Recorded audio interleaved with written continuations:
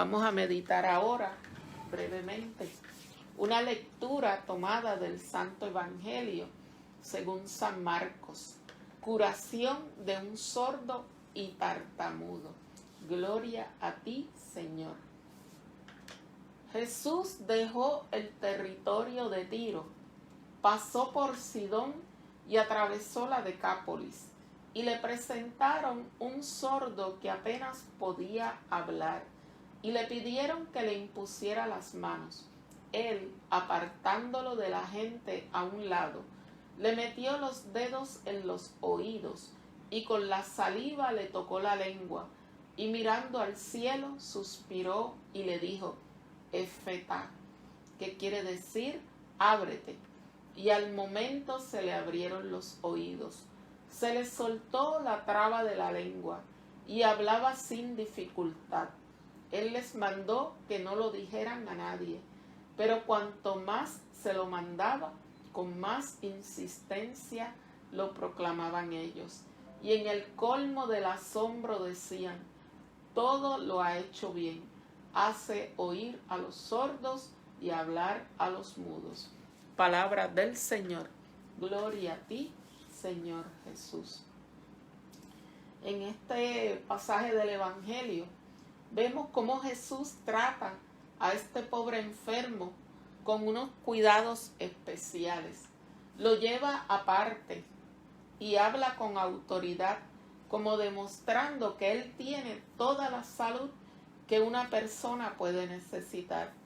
Suspira, quizás pensando que este enfermo representa a tantos seres humanos que somos sordos para escuchar los mensajes de Dios y mudos para proclamar la gloria y la alabanza que se deben tener a Dios.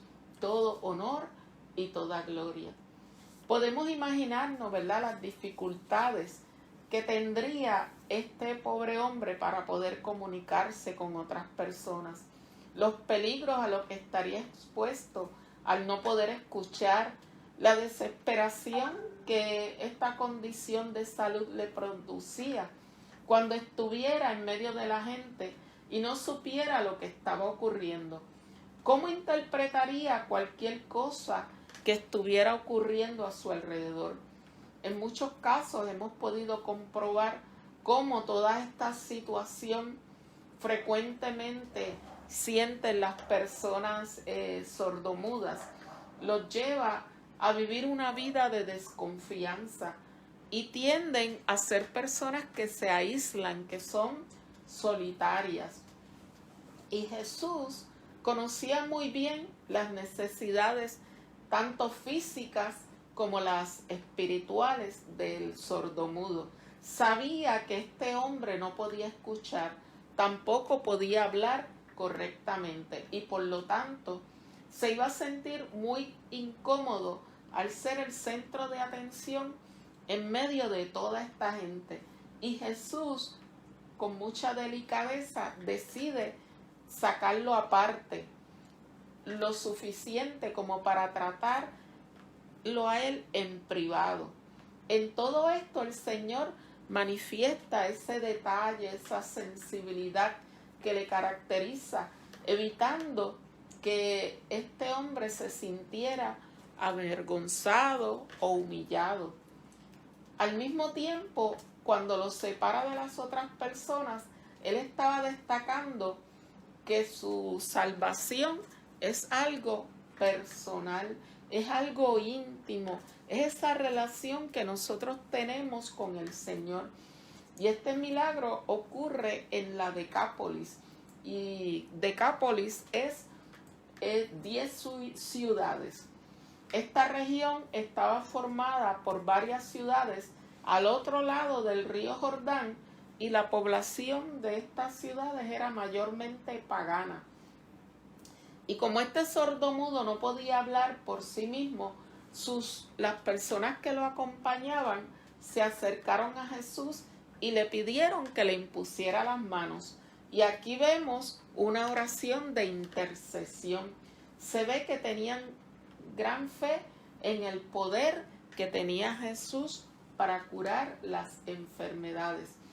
Y como había muchísima gente, cuando se enteraron que Jesús estaba por ahí y él, evitando que la gente se aglomerara, agarró al enfermo y lo llevó en privado a un lugar apartado.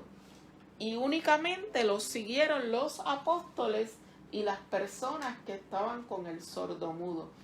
Y mirando al cielo, yo me imagino esa escena tan hermosa, como el Señor, antes de obrar este milagro, suspira y mira al cielo, levantando los ojos, como pidiéndole al Padre Celestial la gracia de poder obrar este milagro. Y probablemente el ciego siguió a Jesús con la mirada y también miró hacia el cielo, suplicando humildemente su curación. Y los que acompañaban estaban mirando y miraban este gesto de Jesús. Y los apóstoles estaban sorprendidos al ver todo esto.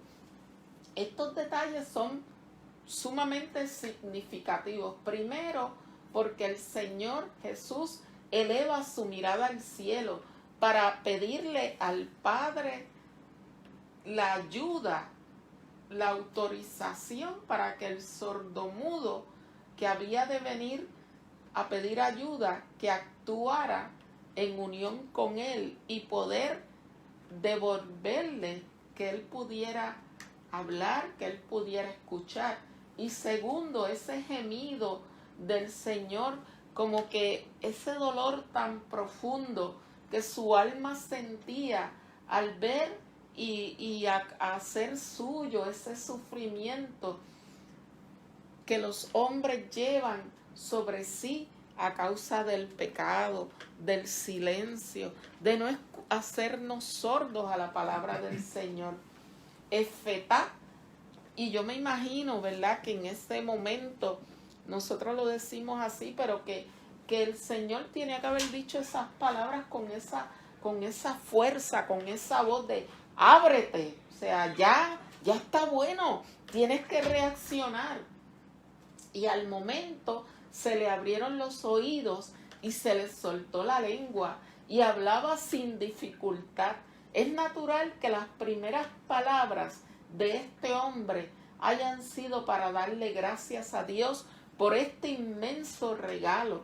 Y me imagino que sus acompañantes, los que estaban con él, los que intercedieron por él, lo tienen que haber abrazado, lo tienen que haber felicitado, tienen que haber llorado, tienen que haber alabado y bendecido a Dios por este hermoso milagro. Y Jesús, que es toda bondad, estaría mirando, sonriéndose al ver esta expresión de amor de estos amigos unidos en ese abrazo de gracias, Señor, gracias porque le has concedido a este hombre que pueda escuchar, que pueda hablar.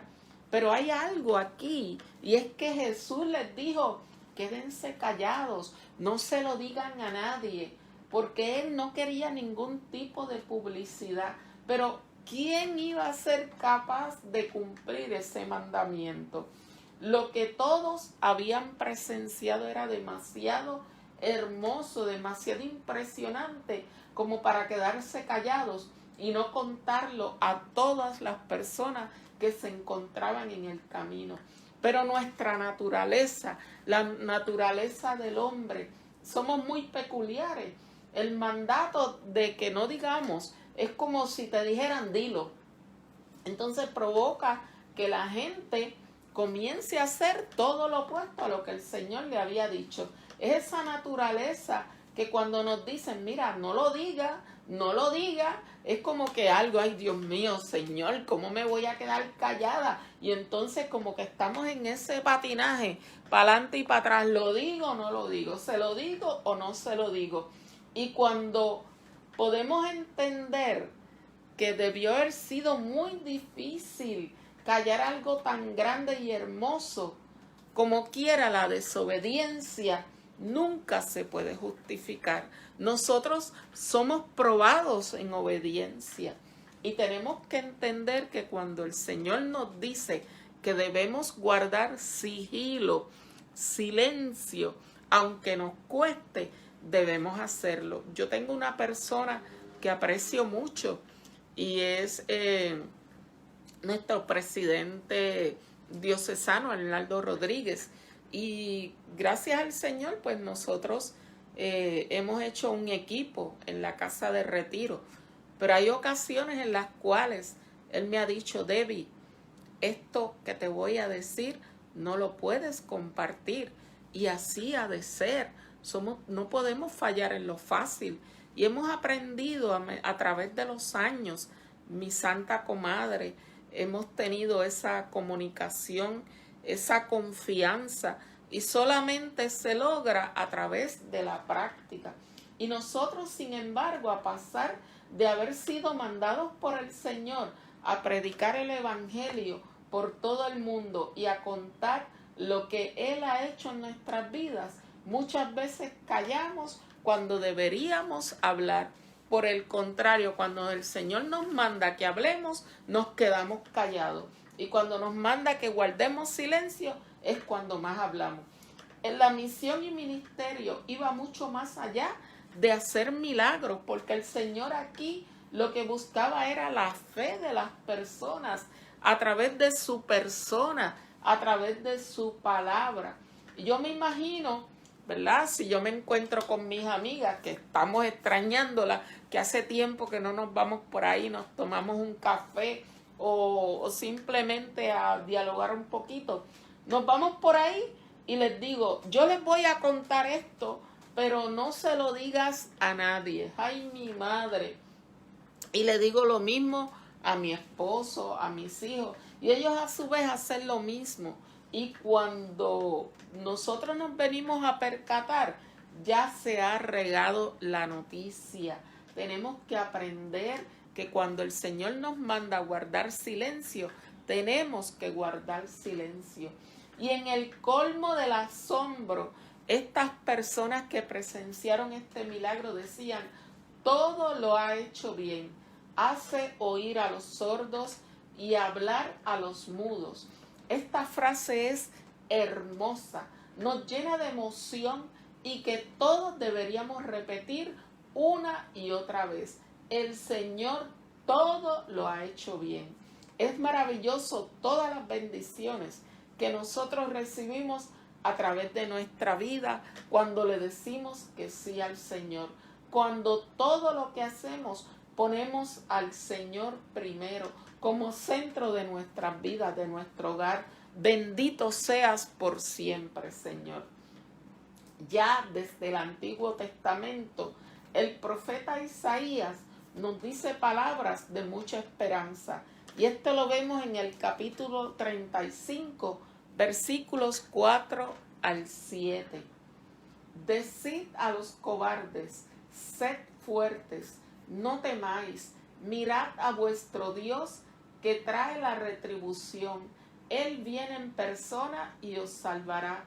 Se despegarán los ojos del ciego, se abrirán los oídos del sordo. El cojo saltará con la habilidad de un venado. La lengua del mudo cantará. Brotan aguas en el árido desierto y torrentes en la llanura sequísima que no servía para cultivos. Lo que antes era un páramo reseco se convertirá en un estanque de agua, y lo que era un terreno árido se convertirá en un manantial, en una fuente de aguas refrescantes. El profeta Isaías anuncia lo que va a suceder en el mundo espiritual después de la venida de Cristo.